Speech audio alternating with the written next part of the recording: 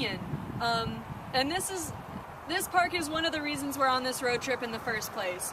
We thought, oh, we've seen so many international sites, but we've never even seen the Grand Canyon. So we're finally here, and we're finally going to see it. We're actually here with my parents, so that's kind of fun. You might catch glimpses of them in the video. And as it says on the sign here, the Grand Canyon is also a UNESCO World Heritage Site, which also Carlsbad Caverns was, but not many of the national parks are that. So we're really excited to check it out.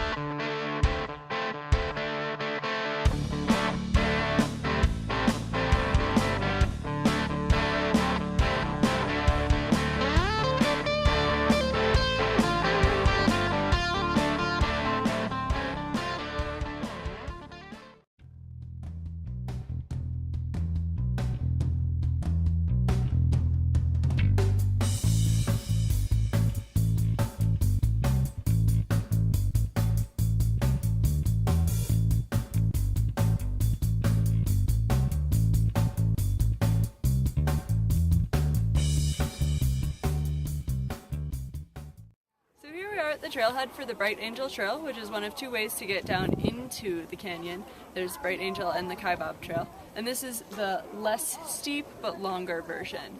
And it's so long that the National Park Service does not recommend hiking all the way down to the river and back in one day. They say if you think you're in good enough shape to do that, you should consult the rangers before doing it, because that's how people get exhausted and dehydrated and die. But we didn't hike that far, obviously. We only went 1.5 miles down the trail, which was to the first rest stop where they had a water refill station and some shade to eat our lunch. We also had a guide with us, courtesy of my parents, which was really great, and she told us about some of the edible plants, some of the animals, and the geology of this part of the Grand Canyon. And this Bright Angel Trail was possible because of a fault in the canyon, and they were able to do all these switchbacks and trails along that fault. And it started in the late 1800s. They charged $1 for somebody riding a mule down, and it cost significantly more than that to ride a mule down, but it's free to hike.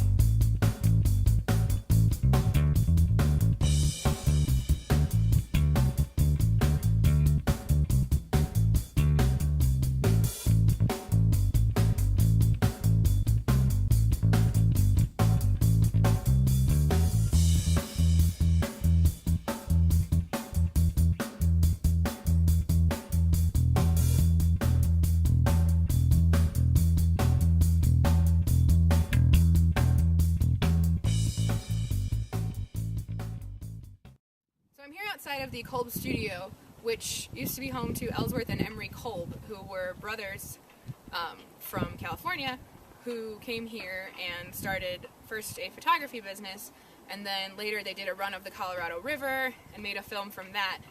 And eventually they couldn't work together anymore, and so it was just home to Emery and his family until he died in 1976. Now, the house was built in the early 1900s, but the last addition was in 1926, and Emery Kolb did not get along very well with the National Park Service, and so for a long time when he was older, they were basically waiting for him to die so that they could destroy the studio, which was a dump at the time. It had been built onto multiple times and was not even actually secured to the rock on the ledge here, dangling over the edge of the canyon. But then there was a law passed that said that any building that was over 50 years old was a historic landmark and couldn't be torn down. So Emery Kolb decided he just had to last until 1976, which was 50 years after the last addition had been built, and he did. So it's still here. And we're glad it's still here, and now there is an actual solid foundation to the rock.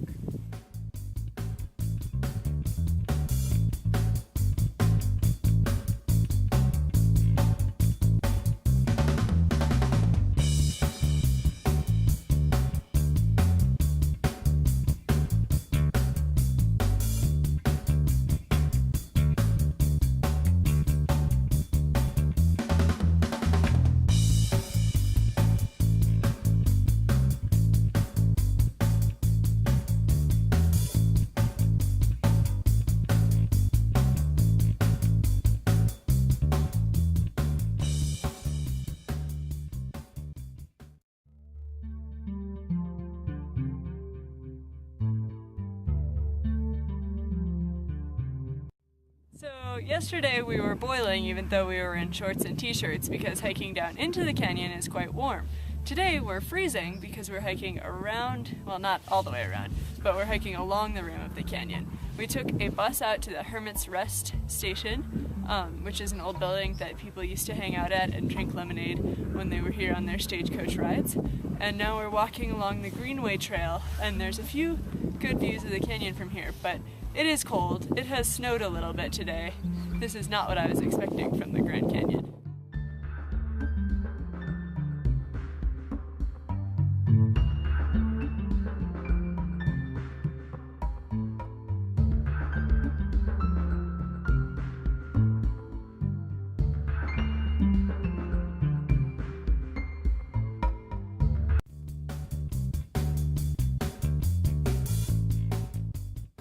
Watchtower, which is a common place to stop along the south rim of the Grand Canyon. And it was built by the Fred Harvey Company, and Fred Harvey was the guy who basically opened up tourism along the railroad in the west. So he built things in conjunction with the Santa Fe Railroad. And this was designed by Mary Elizabeth Jane Coulter, who's an architect who designed a lot of the buildings around the Grand Canyon. She also notably did Bright Angel Lodge and incorporated historic buildings into her designs there. Here, the Watchtower is based on towers that have been found across the southwestern, what's now the southwestern United States, that had been used by groups of American Indians in the past, although they don't use them anymore in the present. And so she drew a lot of inspiration from those designs, and also from kivas, which we've encountered before, but you may or may not remember. They're ceremonial rooms that are normally built below ground, though now they can be partially submerged, and you enter through the top. And so this tower normally would have just a ladder in the middle of it, and then it would be really easy to remove the ladder if you were trying to protect yourself from invaders. But since it is a tourist outpost and not an actual functional tower, there is a stone staircase inside. So let's go take a look around.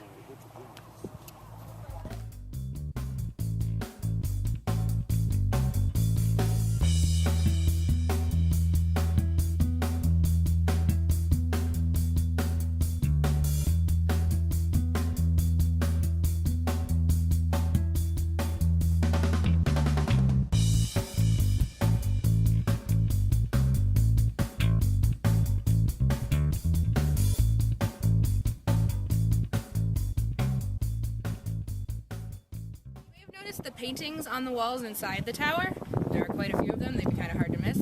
And those were done by a Hopi artist, Fred Cabote, who Mary Elizabeth Jane Coulter worked with here and also at the Painted Desert Inn, which we saw earlier. His murals are on the wall there as well. And they're actually sand paintings, so they're done with colored sand on the walls, which is pretty cool.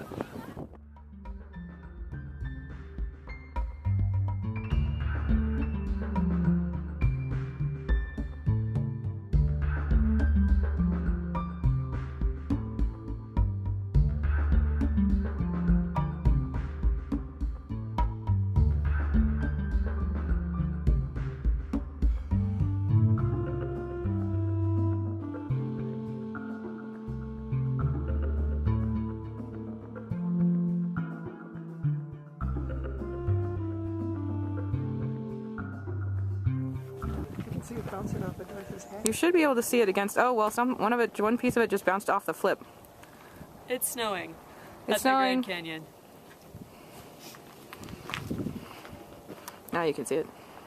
Because it's really snowing now.